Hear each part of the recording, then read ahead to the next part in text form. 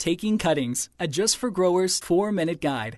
Taking cuttings from your favorite plants is easy. It's growers who often tend to overcomplicate matters. Take this beautiful, high-value Kaffir Lime bush native to Southeast Asia. It produces pungent, aromatic leaves that provide the secret magic ingredient in many Thai dishes. By learning how to successfully take cuttings, you can turn one bush like this into dozens of new ones, each an exact genetic replica of the original. Of course, anybody can snip off a part of a plant and say, "Hey, I've taken a cutting."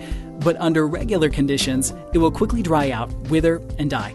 After all, it's no longer connected to its life support system, the roots. So the trick with cuttings is really all about preventing this natural drying process and creating an environment that gives your cuttings a chance to form roots of their own.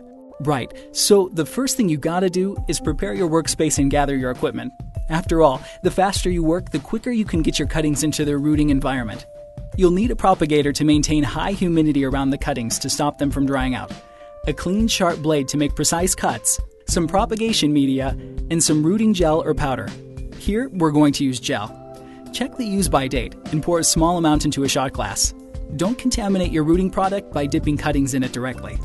For propagation media, we're using General Hydroponics Rapid Rooters. They come pre-moistened and ready to use. You can root cuttings in just about anything from peat-based potting mixes to coco coir, perlite to rockwool cubes. Just make sure that your propagation media is moist, and ideally around pH 6.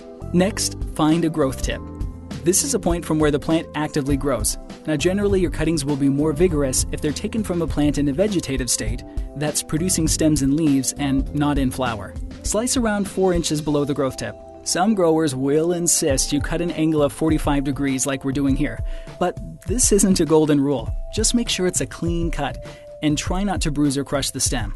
After you've taken your cutting, remove any lower leaves or branches so that you have at least an inch or so of bare stem to insert into your rooting media.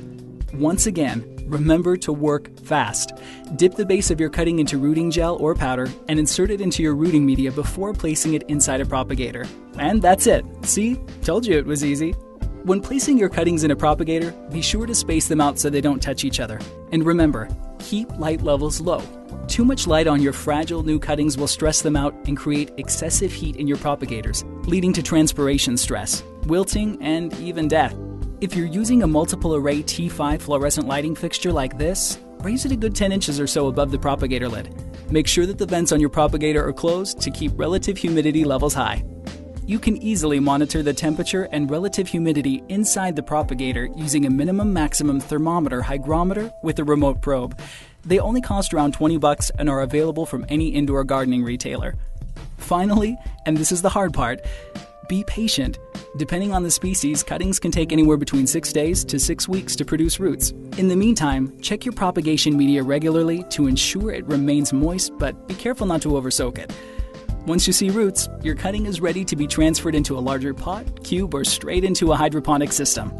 Just be careful not to shock it with a sudden increase in light levels or drop in relative humidity. For grow tips, expert advice, and more educational videos, check out justforgrowers.com, the global garden community.